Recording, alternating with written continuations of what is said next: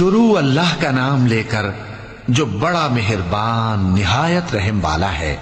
जो लोग काफिर हैं यानी अहले किताब और मुशरिक, वो कुफ्र से बाज रहने वाले न थे यहां तक कि उनके पास खुली दलील आ जाए, यानी अल्लाह का एक पैगंबर जो पाक और आक पढ़कर सुनाता है जिनमें मुस्तहकम आयतें लिखी हुई हैं। और अहले किताब जो फिरकों में बटे हैं तो दलील वाज़ेह के आने के बाद ही बटे हैं।